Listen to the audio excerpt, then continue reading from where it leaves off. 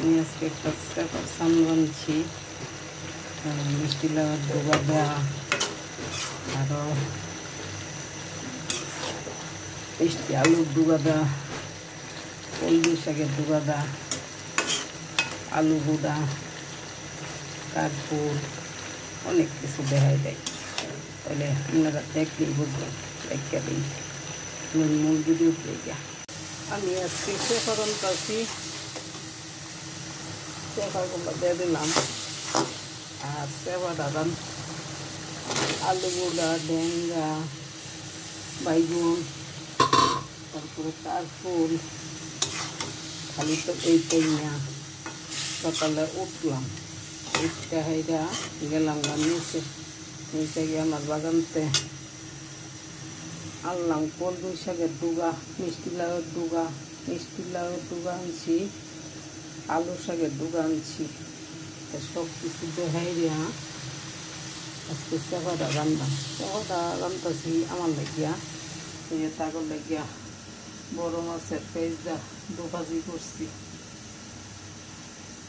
লাউ শাক রাঁধছি, মুগের ডাল রাঁধছি। আমারও তো মন ধরে একটু চেপা উঠছি খাইবার, পরে করলাম কইজা আজকে চেপা রান্নাম।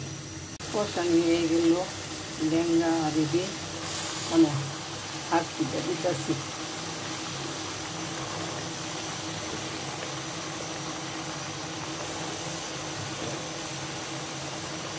মনে করুন না যে অনেক খাদ্য হচ্ছি না গো, এটি মিলাইয়া যাইব, টানা হয়ে যাব মিলাইয়া।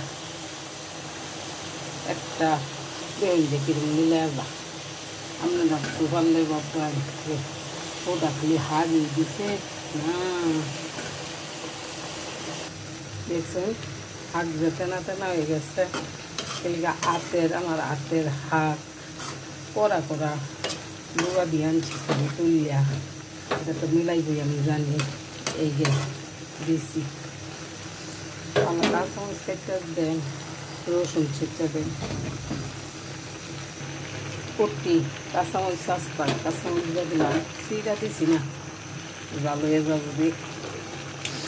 আর দেখুন জোর দিন লাগছে না, আগেরতেই শাক যে ফলাইছি এটাতেই পানি উঠছে। আল্লাহ দিলে এই পানিতেই সিদ্ধ হয়ে যাবে সব।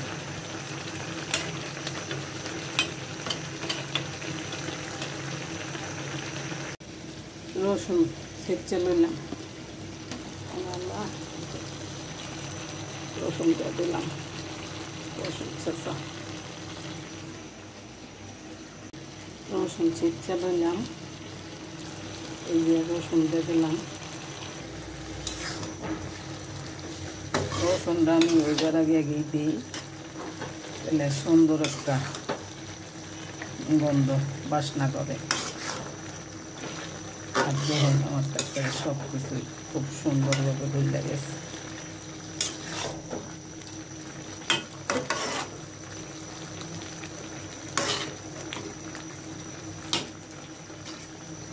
আর একটু আরে চেপাতি দিয়ে আস্তাই দিয়েছে নাকি না, চেপাটা আমার হয়ে গেছে। আর আপনারা ভালো লাগলে লাইক কমেন্ট করুন যে। আল্লাহ হাফেজ।